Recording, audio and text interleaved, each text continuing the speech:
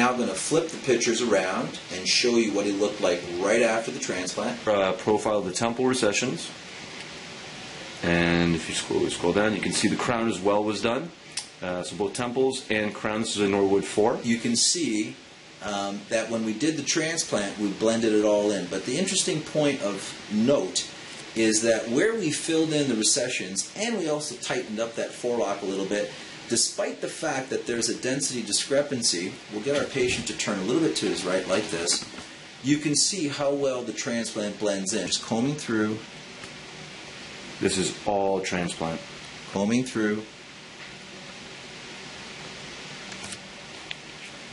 Here we are combing through patient X's hairline here.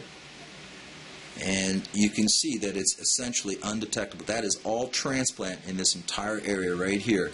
And you can see how well that blends with his frontal forelock as well. That is 100% transplant. Right. This is 100 right now, 100%.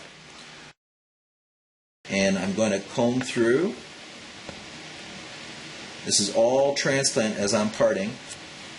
And just showing that we can actually recreate a swirl. You can see the natural flow and even fluidity of the transplant as it connects with the rest of the hair on his head. And the angulation right there too. Well, this is how we recreate those swirls, right? All these angles are the natural angles that he would have and should have if he did not lose his hair. And if you're using follicular units and you can dense pack and use small slit sites, then you can achieve these kind of results. Can you also just briefly touch on, which again, these are things that when we're showing other people, we fail to sometimes mention because we repeat this all the time, about angulation, why that is so difficult to do crown work.